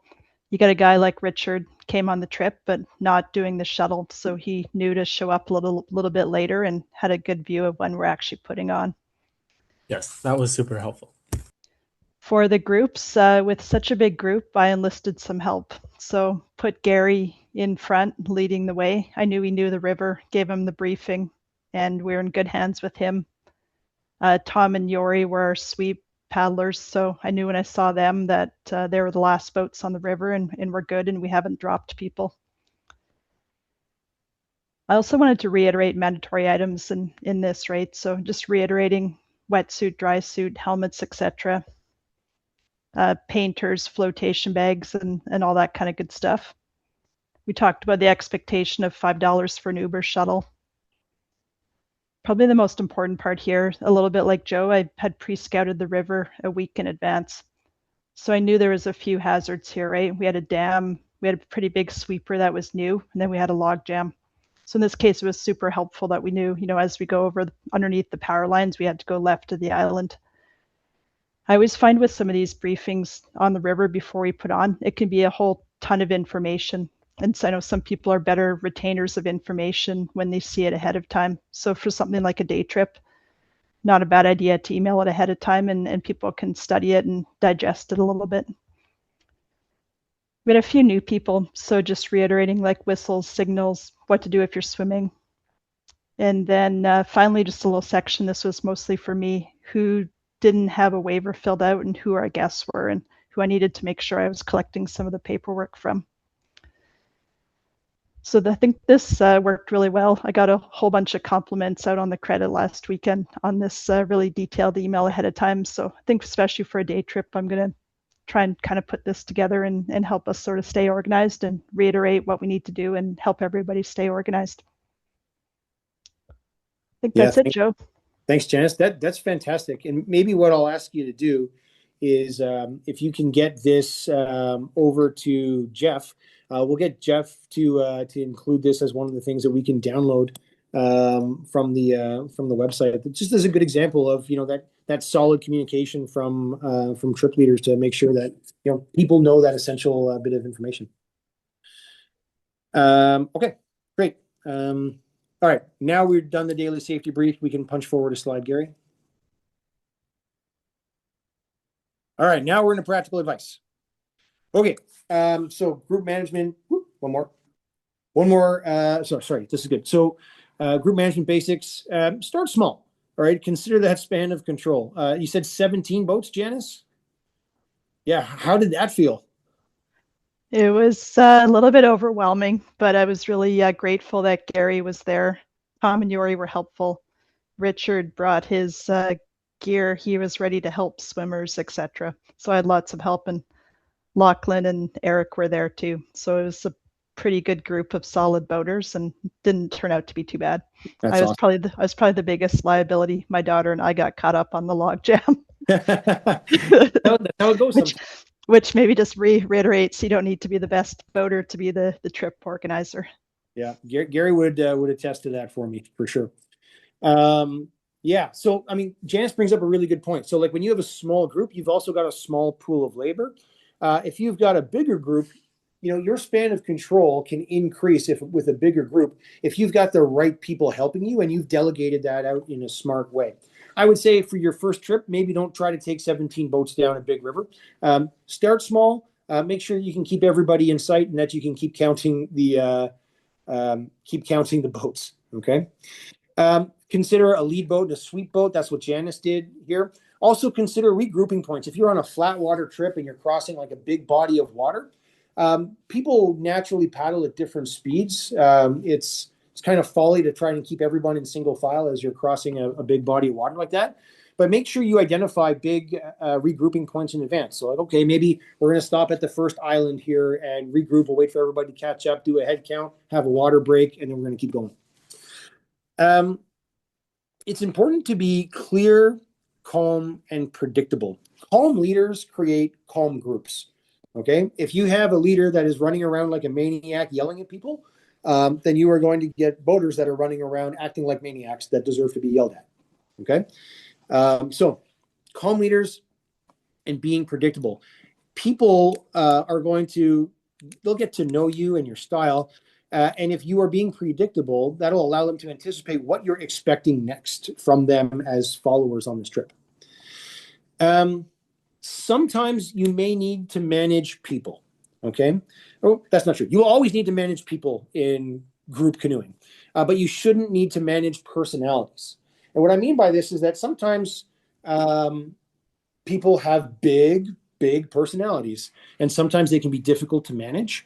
What I would say to you in those circumstances is keep your head, get through it, and then consider that the next time one of those people tries to sign up for one of your trips. Don't be shy about screening people out if they're not going to help the group dynamic.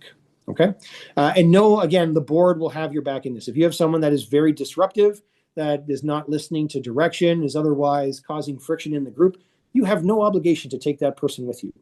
Can I interject? You sure if, as a trip organizer, you do have someone who's giving you a tough time about being declined for participation, or is being a problem person for you, contact me and I'll handle it for you. You're not getting paid to deal with this crap, to put it bluntly. I will look after it. Yeah. Neither is Bill for that matter, but that's his job, so he will take it on for us. All right. Next slide, please, Gary. Next slide. Okay, Yes, sorry. please. Okay, common stumbling points. Planning over-ambitious trips. All right. That could be either over-ambitious for your span of control with too many people, or perhaps it's too ambitious for the experience level of the group. If you have people that have never gone car camping before, taking them on a 2-week expedition on a remote river is probably not the answer. But some people do that. They jump in with both feet. And oftentimes it's because they don't know any better. So be cognizant of that when you're planning your first trip. Poor screening can certainly be a thing as well. I can tell you the first trip that I was organizing, I had a bunch of people signed up. I had the first session. On Zoom, everybody got to meet each other. And then I had 3 people call me within the next 45 minutes to warn me about a paddler who had signed up for my trip. I was new to the club. I didn't know any better. I called Bill, and then Bill and Gary basically stick handled that situation for me, and I didn't have to do anything with it other than advise the club leadership, and they took care of it for me, which is great. Weak communication. If people don't know what to expect, you can hardly blame them for showing up without the things that they need, without the right preparations, all that stuff. A lack of flexibility in your plan as well. Some people will want to prescribe, minute to minute, kilometer by kilometer, exactly where you're going to be and when. That is not the reality of river tripping or even, flat water paddling. You got to be flexible. You got to build that into your plan. So don't try to do, like for a day trip, don't try to do 50 kilometers and then arrive just in time for the sun to set so you can catch the sunset at the takeout. Probably not a good idea. There's a lot of variables at play with people. So give yourself some flexibility so that you don't find yourself on the water in the middle of the night. And also, trying to do it all yourself was a mistake that I made, again, on the Des Moines. My first trip, I took my responsibility as a group leader probably too seriously. And I didn't know anybody at the time, so I didn't have much trust in anyone. And therefore, I insisted that I take care of everything myself. I will tell you that it was a good trip, and most of the people that were on that trip have tripped with me again, and I got really good feedback on it. But I can tell you that at times it was tense because I was tense because I was trying to do all these things at once. I didn't delegate anything around, and so consider that you don't have to do all of this yourself. You're a volunteer. You're as much a paddler as all the other people on your trip. So don't be afraid to ask for help on these things. Next slide, please. Okay, some more practical advice. For your first trip, consider co-leading with someone to share the burden, okay? Just because you want to do a trip doesn't mean that you have to be the one to organize it all by yourself. You can, co-lead with, another new leader, or you can pair up with someone with a little bit more experience, perhaps even someone who's done the river already, as part of your planning. Start with something that's familiar to you. If you have a river near you that you've paddled and you love, and that's where you fell in love with paddling, then by all means, have that same trip. Susanna is doing a car camping trip, I think Rock Lake. Susanna, does that sound familiar? Yes, that's right. All right, so that's a campground where Susanna goes. She likes it. She wants to go there, right? She doesn't necessarily need to go to the Northwest Territories to find a campsite. Okay, so start with something simple and familiar. Start with a smaller group. You can always lean on some more experienced organizers. I like to throw Bill Ness under the bus all the times when I say, if you're looking for help, call Bill. He's been very helpful to me. Susanna leaned on Gary and Richard and Yori and all of these people that have been in the club for a while, have got a ton of experience. Those are great moves, okay?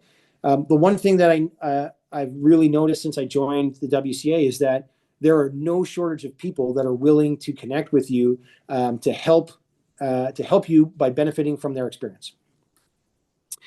And that kind of is a segue into this other point here. You're volunteering for our club, and remember, you're not alone. It shouldn't feel like a thankless task to lead trips. So this should be something that you enjoy. And if you need help, don't hesitate to reach out to anybody, in the club leadership. We want to help you. We want more trips for our members. And if that means that we, spend a little bit more time with you, we're really happy to do that. It's why we joined the club. Next one, please. Okay, I'm going to skip over these scenarios because we're running out of time, but there's 3 here that we can do at the end of Q&A if we want to have time for it. But scenario 1 was an underskilled participant. How do you handle that? Another one would be the weather deteriorates, quickly en route. Another one would be if you've got part of your group that wants to run a risky rapid. Happy to talk through those when we get to Q&A, but we're going to skip them for now just because we're a little bit out of time. Okay, culture and leadership. I call this unwritten rules that I have written down. So easy trips build trust and confidence, both in the leader and from the participants in that leader. Clear communication helps prevent incidents. Conservative decision making builds strong reputations. Like I said, like I ran my first trip on the Des Moines River. I had 12 people. There are, I think, 4 or 5 people that have been with me on every single trip that I've led since then, because I built confidence in me with them through that trip. So that's a really good feeling when you get repeat business like that. Smaller groups are always easier to manage than larger groups. Okay. And then leading a group down a portage trail can sometimes be better than leading them down a rapid, depending on the time of day, the skill, the conditions. There's no bad reason to take a portage. Next slide. Build trust with a culture of safety. You will find some people on the river. I haven't found many in the WCA, but it's notable and predominant around young men with most things. Technical skill and risky behavior don't inspire confidence in a group. And certainly if we have a leader that is showing these qualities, that's not something that we really want. And if we have individual paddlers doing this kind of stuff, doesn't really inspire the same amount of confidence. So bear that in mind, okay? Sound judgment, careful preparation, and a calm demeanor do inspire that confidence. Nobody is going to remember that you skipped a rapid by the following week. But if you take them down a wicked rapid and everybody swims, they will certainly remember that. Participants will remember how safe they felt under your leadership. Okay. And I talked about the outing organizer accreditation recognition program already. Take advantage of it. It's a great opportunity to go out and get some new skills and have the cost subsidized by the club. I think we're all right. Give me one more. Okay, here are my final comments. So what the WCA is looking for from you. First thing is, I'm not looking for expert paddlers. Okay, we're certainly not looking for on the water heroics. We are looking for thoughtful planners, calm and confident leaders, strong communicators who exercise sound judgment. And remember that the goal of every WCA trip, regardless of complexity, is simple. Everybody comes back safe and wants to do it again. All right. If you can do that, if you have repeat customers for your next trip, you know you did it right.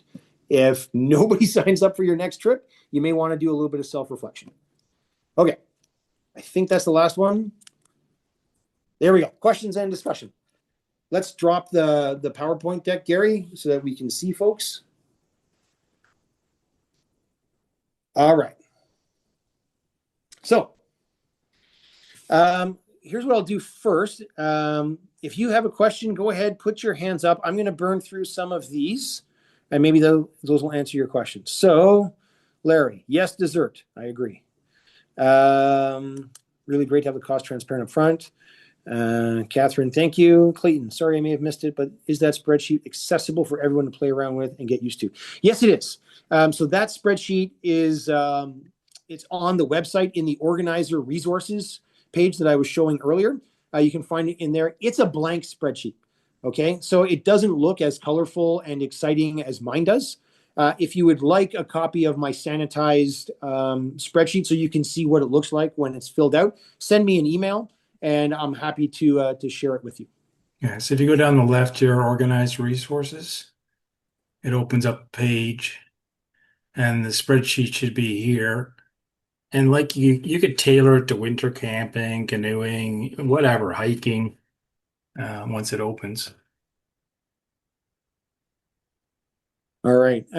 It's possible to lose people on a shuttle, so get contact details. Very, very true. Good copy, Janice. Catherine, I found these detailed daily briefings helpful and brings the group together. Yes, Catherine was my biggest fan during these morning briefings. I made her make funny faces. Like my favorite dad joke is like, okay, like when I ask you, like, are you okay? How do you show me you're okay? Right? You're like, okay, I'm okay. Great. Like, okay, how do you like, what do you do if you're not okay? And the answer is like, anything but this, right? Like make drowning noises, make goofy faces. Anyways, the jokes, like I said, the jokes don't get better with time. Susanna's got to run. Okay, great. Any questions from the crowd? My only comment, Joe, is you missed an important part of being a trip leader. The incredible feeling that you get at the end of a trip when so many people start thanking you for what you've done.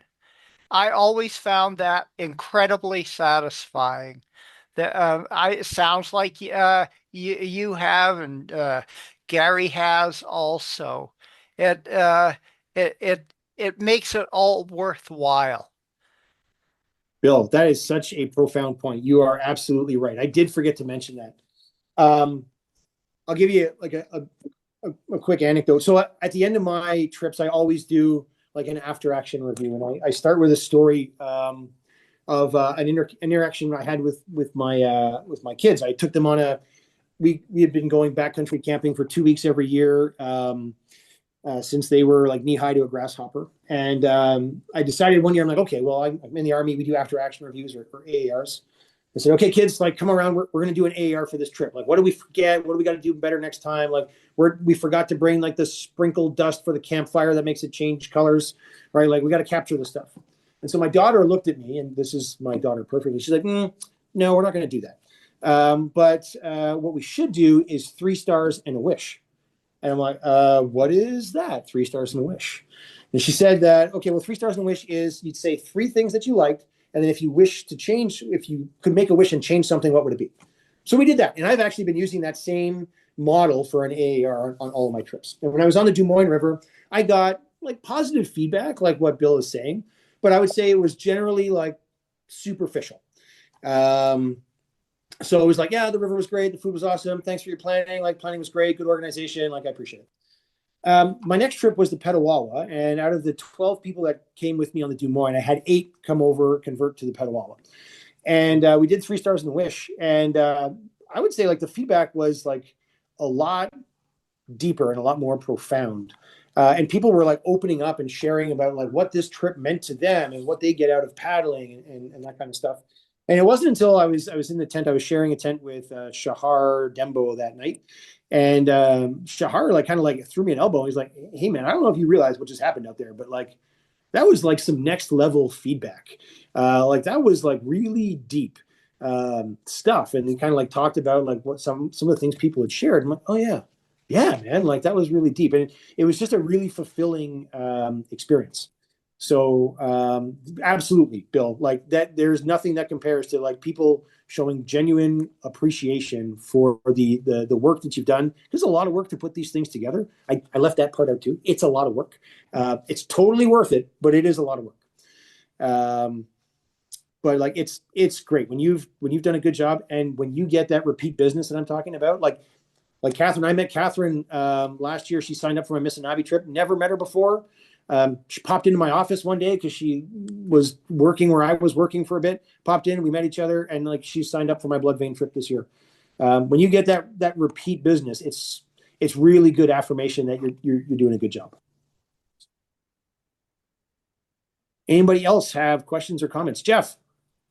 Just one point to something I was thinking of posting sometime in the Stoggin anyway, since we've got everybody here. It's not about safety or anything like that. It's just about obey the rules of the location that you're at. And make sure everybody knows those rules. One common thing is can and bottle bans in parks. And you always get, in the past, I've heard someone say, don't worry, I'll pay the fine. That's not the point. The fine is noted on the permit, and your name's on the permit, and so is the club's name. So we don't need that. Okay, so I think don't be shy about stressing it at the beginning if you're going overnight in a provincial park or something like that. And other things like parking regulations, things trespassing and things like that. Yeah, really, really great point. I like that on my trips. I hand out stickers. By the way, if you're going to lead a trip, ask us for stickers. We will push you stickers to hand out to people. Everybody loves stickers. So we're visible, right? Like when you see our boats all sticker clad, helmets have got like stickers, we're wearing t-shirts, hats, like we're visible. So to Jeff's point, like don't do anything that would bring discredit on the club, whether it's, parking violations or whatever. If you're worried about bringing, cans and bottles in the park, I find that a $200 bottle of single malt scotch fits perfectly in a 1 liter Nalgene bottle with a narrow spout. So I recommend that. In terms of being aware of the locals, I would also add that if you are doing a takeout somewhere in a relatively urban environment, please be aware that not everyone wants to see you flaunting your body in your thong. I remember once on the credit, we used to take out partway down the river between Arundel and the mouth, and we portage up to a very ritzy area, and some of the neighbors went ballistic about these semi-nude people on the street. The other thing is, Bill, you never let me live that down, man. Come on. One time. The other thing is, if you're doing a trip, like Gary's doing the Moira this year, every time I did it after the trip, I'd go into the local cheese shop there because I'm addicted to cheese, but I never forgot to mention, oh, but I was out here today with my club, the Wilderness Canoe Association, and it's such a beautiful river. We love it here, and just wanted to come in, let you know that. And here's my $100 worth of cheese I'm buying. But it's good PR with to do that stuff with the locals, so they see paddlers not as an annoyance, but rather as important people who will contribute to their local economy and value the area. It's a great point. Great points, Bill. Okay. Anybody else?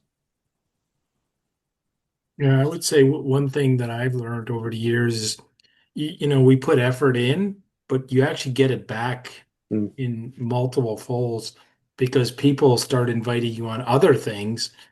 They could be private trips or whatever. So you give to somebody, and I've met people on the river. They emailed me, I sent them some stuff, and about 5 years later, they see my name on my helmet or my jacket, and they pass me, and then they come back and say, "You're Gary Adaman." So I don't know who they are. They were just somebody I did something for a few years before. But that's what you got to do. You got to give, and you'll get it back with friends for life, basically. Yeah, that's my whole thing. Yeah, really good points, Gary, for sure. Yeah, I see another comment here. I'm not going to try to pronounce the username there. Access to First Nation shores, comments, experiences. Yes. So if you are operating in a remote area and you are like in proximity to a First Nation, if you're using an outfitter or a service provider in that area, that's a really good entry point to try and talk to them. Be like, hey, do I need to do anything here? It would be useful.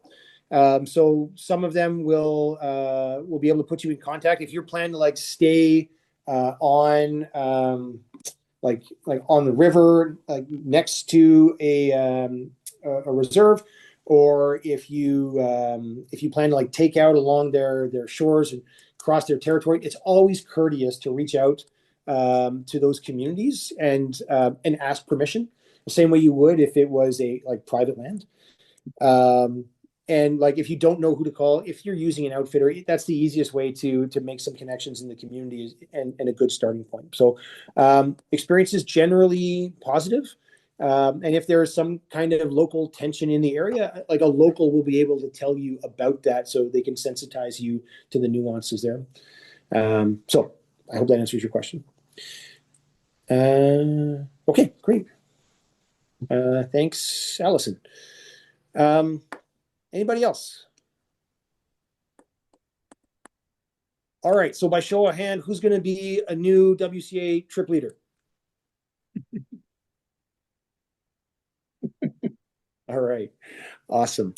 Listen, thanks everyone for your attention. If I can leave you with one parting thought, it's that there is so much information embedded in our website. I encourage you to go to the organizer tab, start reading through those organizer guidelines if you haven't. And even if you just want to be a participant, we've updated our participation guidelines. So head back in there, have a look at our rules, so that you know that you're good to go. Wait, there's one more thing I forgot. Bill put me onto this. Alcohol.